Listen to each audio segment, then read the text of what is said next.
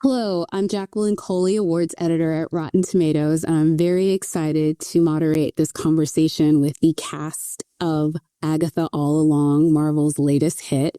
So please allow me to introduce them. We have Deborah Jo Rupp, Sashir Zameda, Ali On, Aubrey Plaza, Patty Lupone, Joe Locke, and Catherine Hahn. First, I'm going to start with you, Catherine, because this whole journey began with you. And I believe that, what you did in WandaVision was just absolutely incredible. But talk about when they talked to you about continuing the story in this new series. Well, it was a total shock to me. I certainly did not go into WandaVision thinking that there was going to be a story left to tell about this centuries-old witch that I had not heard of. Very few people had heard of Agatha Harkness. So when I got the news, when Lou asked me, I was, first of all, thunder shocked. And second of all, knowing that it was going to be Jack Schaefer, who created WandaVision, also put me at such instant ease that I knew that it was going to be a juicy, deep, unexpected ride. Honestly, I just kind of fell into, I was like, yes, I just kind of fell into her creative arms because I knew that she would, whatever she was going to write was going to be so thrilling. And then when I knew that it was going to be about, of course, this covenless witch finding a coven, I was just that whole idea just made me so thrilled. Somebody that just was without power, finds herself without power, who had been up to that point the most powerful, and trying to regain that power, knowing that she can't do it by herself, was a really thrilling place to start. I love that. And Joe, I'm going to go with you next because as we'll do this, because the audience for this, although they will be eligible to vote for you all, not everybody has completely caught up on the phenomenon that is Agatha All Along. So we don't want to spoil too much for them. But for you joining this, am I wrong to assume that maybe you had the most Marvel knowledge going into this one? Did you have to, did you have any idea of WandaVision, when you were taking it on and sort of went into it with that idea, or was it really just the story? Yeah, I mean, I've been a Marvel fan since I was a kid, so I definitely knew what I was going into, knew the lore and knew the MCU world, but it's still a very daunting thing to come into this well established and universe, but also the most incredible thing to be a part of, and also this project especially is so close to my heart, and I couldn't have picked a more dream project to do. Well, I have to ask you, how much did they tell you about Teen? And I know that you've spoken about this. The Teen that we see over the first 4 episodes is very different than the Teen that we see over the last one. But what was sort of essential to the pitch when they first pitched it to you? Yeah, I mean, my first audition was gay teen, dark sense of humor, and that was sort of it. And then my audition scene was the interrogation scene in episode 1, so it really gave nothing away. And then as we did more rounds of auditions, they told me a little bit more, and then I found out who Teen really was, but they by the time I got the part, they told me pretty much everything, and I was just incredibly excited to sink my teeth into such a complex and interesting character. And then Catherine, for you with Agatha, their sort of chemistry and comedy duo that we see play out over several episodes. I know that was something that you and Joe sort of discovered over the course of the episodes together. But for you, when did you know that y'all would have that sort of rhythm? Because it's something that by the time we get to the end of the series, when you two are journeying parts of it by yourselves, it's very powerful. I knew from our chemistry read together, from just locking eyeballs with him, and it was just instantaneous. I fell madly in love, and I just think he's so beyond special. I think all these witches in this room would agree. There's something very, very special about this person, and we both happened to have black fans on, the same shoes that day, which we thought was very auspicious, and it was very auspicious that Jack immediately took the picture. I was like, well, you clearly have the part. She wouldn't have done that otherwise. But it was, we just knew from, at least I did from the first time we said words together. It just didn't feel like we were auditioning. It felt like we were doing a scene. Lovely. Miss Patty Lupone, ma'am, it's really a pleasure to talk to you about the work that you did on this. And I loved how you said you watched WandaVision 3 times sort of to get prepared for it, because I would imagine it's like you didn't know as much going into it. But your character really, I think, shines throughout the season with these little sort of like bloops. I love how I found out that you actually had to get sort of a lot of the script redone for you. Again, not trying to give too much away, but you had a very daunting task. Your hero episode and a lot of what you do throughout the series is told out of order. And that is something that I would just say there's always a lot that you have to do when you're on screen, and there's always so much to look at, the singing, some of the stunt work, but having to keep that all straight. How was that for you as sort of an acting exercise? It's so different. Well, I don't want to be self-deprecating, but I am not a very good reader, and I was really impressed with Shashir and Ali for asking questions, and I would go, oh, yeah, oh, I didn't think about that.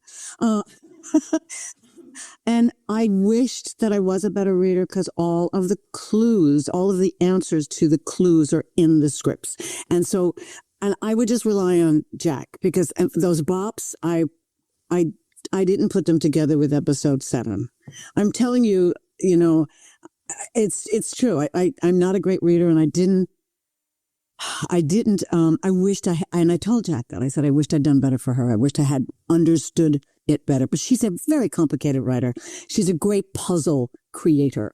And I'm grateful that whatever I did read, but it was, when I look back, I wish that I had more knowledge in it. Yeah, it's complicated. It was a complicated journey. Those bops out of nowhere, Yeah. Well, you did amazing. I mean, feels very strange to say this to Patty LaFoe. Like, you're quite good. You know that? I had a lot of help among all of these people here and Jack. I had a lot of help. Oh. Beautiful for Lilia. Yeah. Oh, yeah. I was going to say, Patty, you are a great reader. You had highlighters and questions for read. You were like, you had a litany of like notes going on in your phone. Or you're like, what's this? What's this? Which was like helpful for all of us. Like, maybe I asked the questions this year, but I didn't hear the answers. Listen, when you're that talented, you could just rely on that, rest on that pretty, or this they say, or whatever. I wanted to ask you about your improv background and how much you maybe got to use your comedy chops, because you're not, as I would say, dealing with as many of the broad moments. I was actually most like thrilled to watch your actually stuff towards the end. Like, you go to some emotional places at the end of this, and I was so happy to see that as someone that's been a fan of your comedy stuff. So is it just that comedians, it's harder, and so doing the drama stuff is it? Or was this whole thing just refreshing for you to show that side that you've already had? Oh, I mean, it was refreshing in so many ways. I've done so many things on the show that I've never done before. And it was really thrilling to be able to use different skills and use different parts of my craft and my knowledge and yeah, just try something different. And I've been doing comedy for a long time, so it feels very like, I guess, in my wheelhouse to lean on my humor, but I really appreciated the opportunity to do something different. Well, what would you say was one of those things that maybe you looked at and said your comedy background informed how you approached all these new things that you did, but it was not necessarily the comedy aspect? Was there some aspect of like, doing a lot of improv and doing a lot of sketch that made this process easier for you?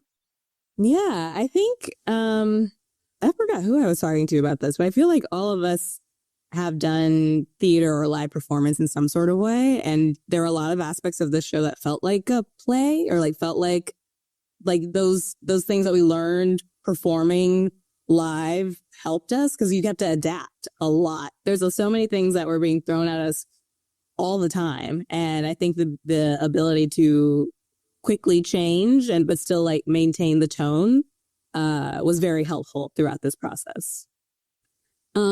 Deborah Jo, I don't think it's the fact that I've seen you be sort of like bubbly and delightful in so many different things that you've done in the past, but your character in this one, I feel like it was the perfect typecasting already in WandaVision and then to this, but also for you coming back, I would imagine it's sort of like Catherine. How early did Jack sort of talk to you about, continuing this and then really playing the character very different than what we'd already seen in WandaVision?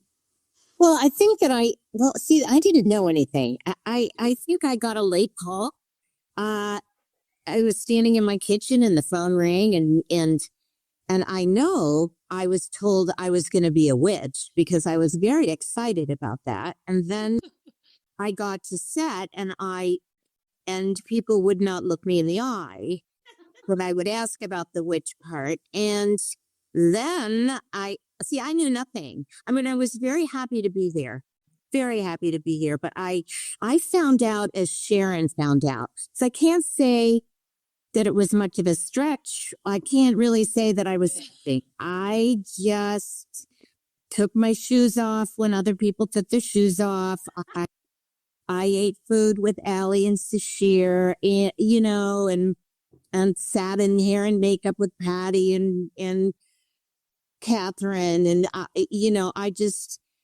this group of people was so special to me. It was just so wonderful to be a part of that. And I just love the hell out of it.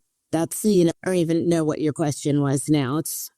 I don't even know what time it is. This is sharing. I am sharing. Allie, I want to bring it to you because Deborah brings up a very good point about, I feel like this felt like a theater company when I was watching it. First of all, it was the aspect of there was so much of what y'all did that was practical, nothing against Marvel. They do great with the green and blue screens and so on and so forth. But like when you get to be a 70s rocker with the wig and the whole getup, and then you're in a scene where everything sort of ties into that. Like, I feel like for an actor, like it really is just like make believe. And how like satisfying must that be to portray on screen? Yeah, and part of the beauty of the production, it's like the set design and the costumes are so amazing, and I think it makes your job just easier. There's less that you have to create in your own mind because it's just right there in front of you, and I think the more, I don't know, for me, like the wigs and the costume, that just helps you like leap out of your own day to day and kind of leave that behind and step into the world that Jack's created. So I mean, yeah, it's thrilling when all the other artists involved are operating at that level. And let me just ask, was the inner rocker always there, or was this just like an embracement? Oh, I mean, I was pretty terrified. I mean, we have some amazing singers in this company. It happens. Like, I mean, they didn't know that Patty was going to be in this when they, so I think, I was scared. I mean, it does great voice. I know. Great voice, Sally. I mean, God, the fact that Patty LuPone says that to it, it's crazy. But I mean, I think that, I feel like that having to sing, it's so vulnerable. I mean, I'm not a singer by trade, and Alice doesn't have to be a good singer. I mean, none of us had to be good singers for the story to be what it was. But you just sort of hope. But also, when you're Bobby and Kristen, who wrote this amazing music, you just don't want to like ruin what they wrote. I feel like what was so amazing was this group was so supportive. And when, you have people who clearly sing better than you, like Patty and Joe, and they're cheering you on, like, you just have to be brave and you can just feel the support of everyone in the room. So I feel so lucky that that's how we got to make it. Yeah, we're going to talk about the EGOTs of it all that were the ones responsible for these bops that everyone's been singing all summer. Miss Aubrey Plaza, ma'am, Rio is just delicious and deadly and all of the things. And I've seen you have a lot of fun on screen. I don't think that there's a role that gave even more fun than this one. It's just, it feels like it was a little bit of everything. For somebody that's done a lot already on screen, what would you say was the most intriguing part of Rio? I mean, yes, it was so fun. I felt like I was like Puck or something. Like I was like little like demon running around in the background. I think the most fun though was probably just playing like the intense history that she has with Agatha. Like all of Catherine and I's scenes were so like just layered, and there was so much like weight to them. So I think like that was honestly the most fun for me, is just like playing those scenes, because I knew the history and I knew all the kind of like nuance to it, but obviously like it's not, we're not saying it, but I felt like it was fun to kind of like carry that like load with me in all the scenes, and especially like with Agatha when they were like going head to head. I think that was probably the most fun thing for me.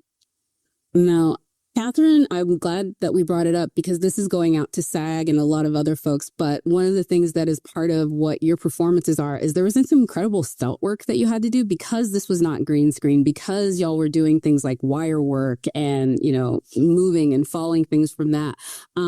I'm curious for you, how much did they let you get into this one? I mean, I saw some of your wire work stuff from the behind the scenes, so I know that was it. I have an amazing stunt double, Whitney Coleman, who's like, basically we kind of, I would say, created Agatha together from WandaVision. I respect her so much, and I feel like we're almost like simpatico at this point, and I would certainly not want to waste anybody's time by trying to do stuff over and over again that I was clearly not built to do. So I think that what we were able to do with all of our stunt doubles, and that the kind of seamlessness in this is also a beautiful kind of like handing off. That just also kind of added to like the generosity, I think, of making something like this, especially with such a small ensemble, is that it just felt that energy between us felt very generous, I think, between all of us and our stunt doubles. And like there was very much like I could see, it was hard for me sometimes to tell when it was me and when it was Whitney, which is always like, that's what you hope. Definitely. One of the things that kicked off the show that I think sets it apart is this is a bona fide musical. There's musical elements in pretty much every episode. There are huge plot points. I mean, literally the Witch's Road, like it's got to be somewhere on the iTunes at this point. I've heard it everywhere. But Catherine, they had you perform it at D23, like before the show even sort of came off. So I'm guessing, did y'all know in the recording process? How did you do that aspect of it on set, like pre-recording it? Like, how did all those work out? Well, when we did it on set, we had pre-recorded it, and then we did it together, and then everyone was kind of at a moment to sing their part just with an earwig, which is like the most vulnerable and beautiful thing, to hear everybody's voices like unencumbered and just by themselves before we like put it together with harmony. And then, but D23, like, I don't know about you, but I certainly didn't expect that reaction. That was like pretty incredible, that like wall of people excited about something that maybe they had heard I don't even know if they had heard the song in the trailer yet. So that was like that was pretty overwhelming for sure. Again, with the music too, I mean, it's become this whole thing. And Miss Lupone, ma'am, I will say that you've done a lot of musical things that we've been a fan of, but has it made it back to you how big that song is? I'm just curious. Yeah. Okay, so what has that been like for you? My ringtone now. No. Now when and it scares me to death whenever the phone rings. It goes, "Tone down, the witch is low." And we, and Bobby Lopez is a double EGOT winner. I mean, we're dealing with some serious credibility here. And so with Bobby and Kristen and the successes that they've had in the past, you imagine that this is going to be the same, what's the word I'm looking for? Success. They're the nicest people in the world. They really took care of us. They really, supported us, for lack of a better word. And it's so exciting to think that I finally get to sing a Bobby and Kristen Lopez song. I've heard all of them, and I finally get to sing one. And that it has taken on a life of its own. I mean, I guess that's what you want and you want people to be joyful in that, and it looks like everybody is Yeah. in that, is it's incredible. And God bless, the Lopez's and we get to do it. You know what I mean? We got to originate it. It's kind of great. And there will be an Agatha musical. Just wait, Maurice. Back. Listen, Disney. This is going to be a thing. Joe, I think I'd be remiss. I'm not going to say if someone may have played a bootleg of you in Sweeney Todd. I'm not going to say if I've heard you on stage. I'm not going to say anything about that. But also being, first of all, just Teen himself. He's kind of an odd man out in this whole thing, but he's finding community in these moments. But that had to be a pretty cool day as like a theater kid to be like, yeah, let's do it with Patty and make it happen. I remember when we recorded the rock version, Patty went in and me and Sasha were going after her. And Patty did it in one take. They were like, no warm up, went in, did it. And then they were like, great, just your turn. We were like, right, okay, yeah, cool. How can you top that? But obviously you can't. So it almost like takes all the pressure away. It's like, there's no way you can ever be by that point. So it takes all the pressure. It's like, every aspect of this job has just been a dream come true, and the music is also that. One of the cool things about the show is Agatha mirrors WandaVision in the sense that you go through the decades, and because of it, everybody here gets an incredible costume moment. And I feel like for a lot of actors, they talk about how the costuming is so informative to how they're able to portray the characters. So I'd love for y'all all, if you could, give me your favorite look that you got to do throughout the season, as far as this was the day where you were like living for it. I'll start with Deborah. Oh, good. I feel like, I know you didn't get as much, but maybe then we'll give it the other folks. I know you had some good ones though. I feel that I had one look, and it would be called Mud. I was I were Mud most of the show, and I actually really enjoyed it. I've never done that before, so bring on the new stuff. It was, the hat was also good too, because you could always find me. The hat was good. The hat was a serve. Yeah. Joe, for you got a ton of costume looks. You got a ton of very fabulous looks. I mean, my favorite was definitely a costume I wore in episode 8 that I won't spoil for people, but like when you see it's like, of course, that's the favorite. But that, and I loved my cabin was the like, and the short shorts. That was the mullet. Yeah, the mullet. Allie? I love the 70s rocker look. I just like, there was so much hair acting with that wig, It was very glasses, yeah. Yeah, the glasses were good. Is Patty LuPone, ma'am? I think my Sicilian, my road look. Excuse me. Bless you. I think it's the road look. The Sicilian peasant costume, I think, is my favorite. The coat and everything that Daniel put on it, as the same with Catherine's long coat, the symbols and runes. Yeah.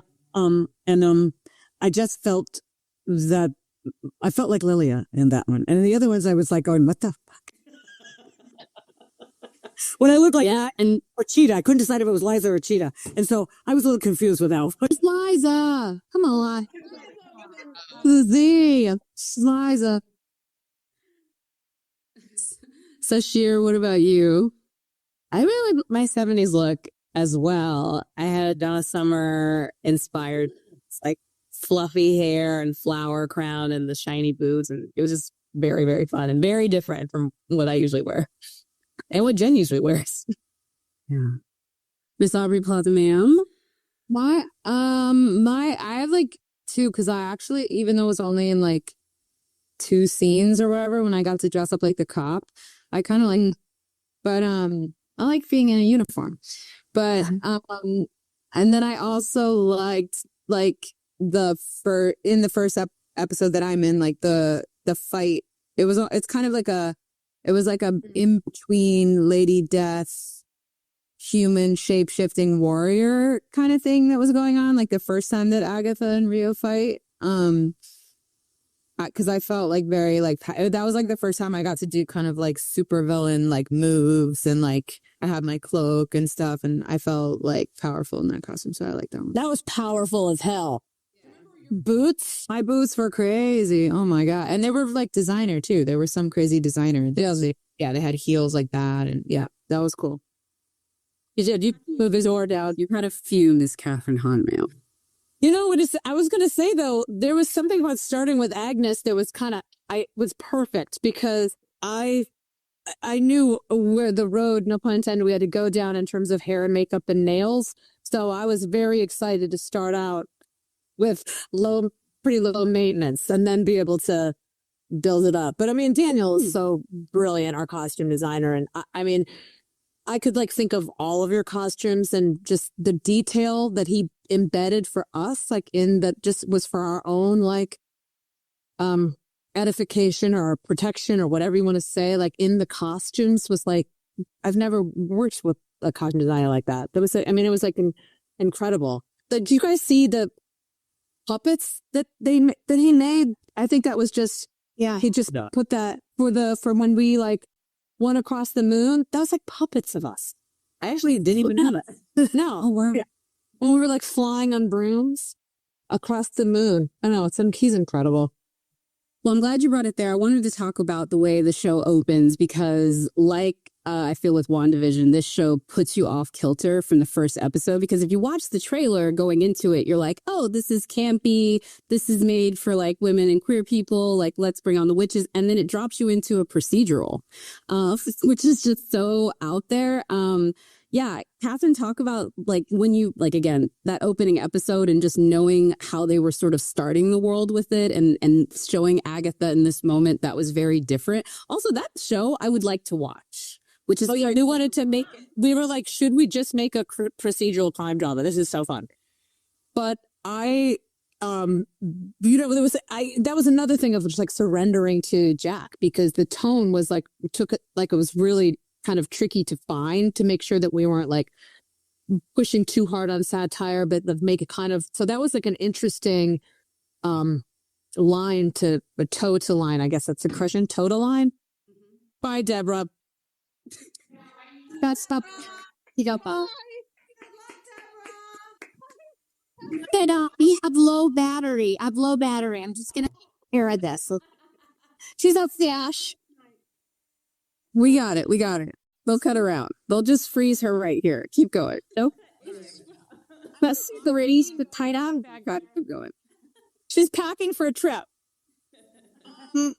But it was also kind of amazing that we were able to start outside in the rain and that weather, and then end outside, and it just happened to be also in the rain and that weather. So the bookend of being just for the whole of the show was pretty moving also in that regard. Like the fact that we got rain on those chunks of time that we were shooting outside was also pretty amazing. And so we wanted just to make sure it was as like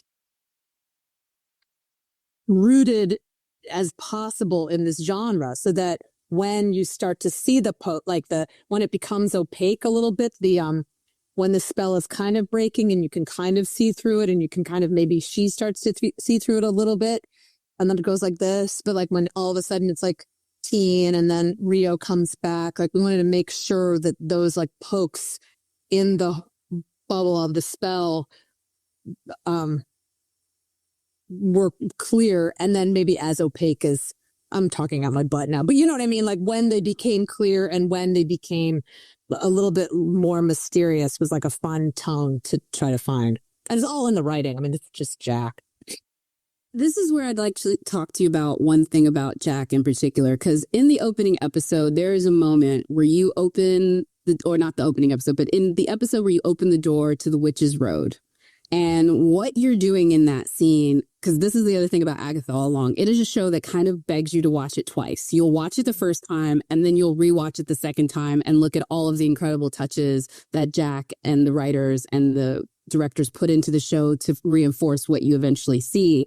But for you in that moment, break down a little bit about what Jack said to you about that, because really going back on it, you're playing like 5 different things in that non-verbal moment when you open that door that only become, like, I think, apparent to the audience when the credits roll on the final episode. Well, yeah, I think like Patty, it was almost like this with these puzzle pieces, and thank God we had like them all in advance, but you kind of really did have to engineer backwards a little bit.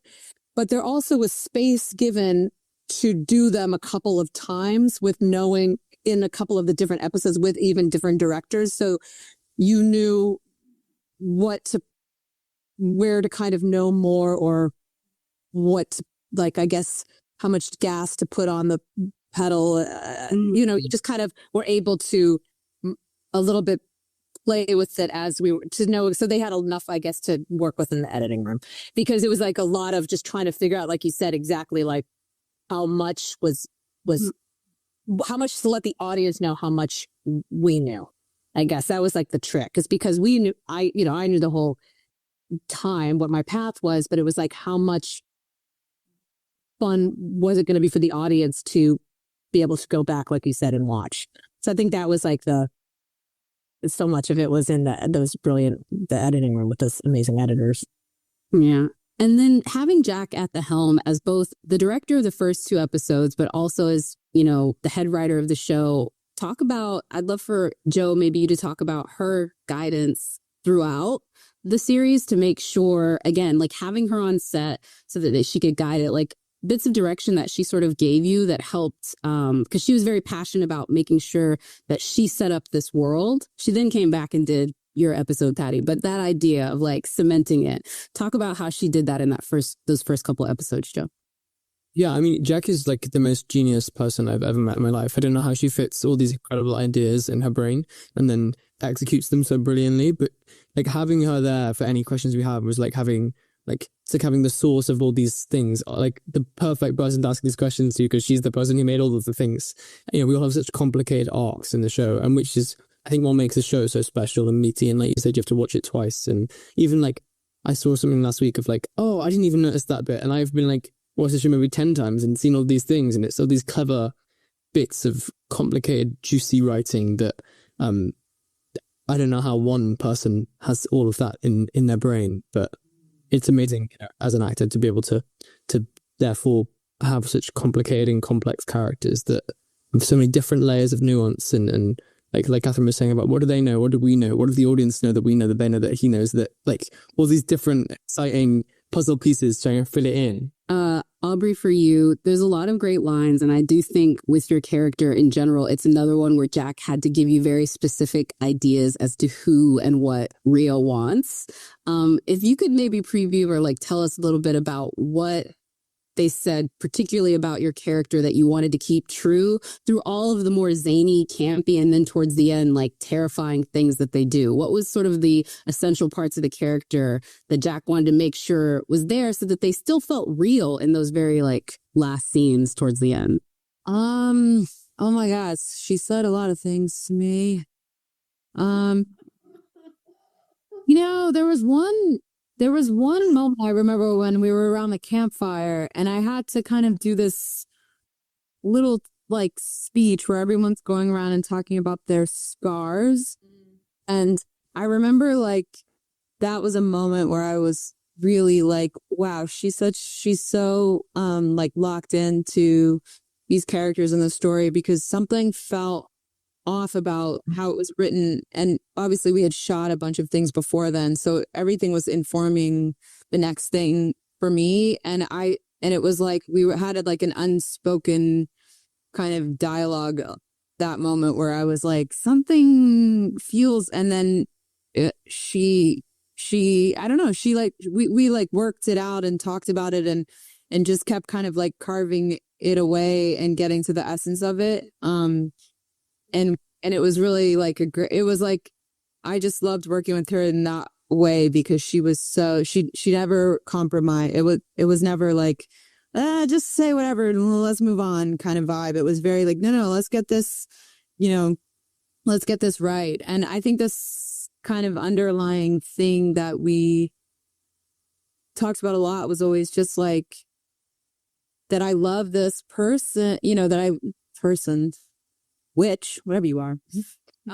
That I have this like deep love for and history with this with Agatha, but I have to do something that I have to do because that's what I got to do. And so it's just that constant like fight of feeling guilty about it, but then also so we had a lot of conversations, but that was, I think that moment I remember was a really powerful one for me because I remember being like, man, she really won't compromise. This is awesome. Just keep kind of digging. Ms. Kyla Pomam, I want to give you the last word because Jack also directed your episode, which also Time in a Bottle will forever have a different meaning to me as a song now because of this. And I don't know if folks know this, but the viewership for the show has always been growing, but that episode like hit it into the stratosphere. I think they said it was like 40% after that people started either tuning in or continuing to watch. I'm just curious for you, having her direct that episode for you as an actor, how that helped you guide through, again, that's like a Simone Biles performance. You're doing an extra difficulty level on that one that we can't really quantify. So what was it like having Jack there to make sure that we got the incredible performance that we did? Oh, thank you for that. I was going to say earlier that the advantage that she gave us were readings of the scripts before shooting, which is highly unusual in television or film, where we gathered and read all the 9 episodes. And we were able, as a company, see the arc of the piece and hopefully the arc of our characters. And I don't know of a film director that's ever done that. And I've never experienced that. One of the first questions I asked her was, do you have your scripts written? Because my experience has been chaos. The scripts aren't written. And then you're playing one thing, one episode, and the next episode you're playing, you're doing something entirely different. And she is specific. And she knows exactly what story she wants to tell. And she keeps each character's story crystal clear because she has an overall idea of what she wants to tell. So to have her in that episode, which was the thing that freaked me out more than anything, I'm sure you guys have, was the tower. Every time we went into the tower, I went, I don't know where I am. Because they kept changing the direction of the camera. And so I go into this thing going, oh, I'm lost now, on top of being lost. And it was like, but, so she had to talk me down or I started shooting. No, we were over there yesterday. It was so, and because she has such specificity and because she has such a vision, I was so lucky that she was there for them. Because as I said earlier, never mind what I said earlier, she was there to help me navigate the stuff that Sashir and I went through in the tunnel. I mean, pulling all of that together, pulling all of the stuff, all of those ideas together. She has clarity for an actor. That's an amazing thing. She's a bona fide director of actors. And that for, I think, all of us is a blessing. A lot of times you have directors that just direct a camera. This woman directs actors. Thank you all so very, very much. And I want to remind everyone you can vote for all these individual performers as well as Agatha All Along as the ensemble. Thank you all. Thanks, guys. Bye, guys.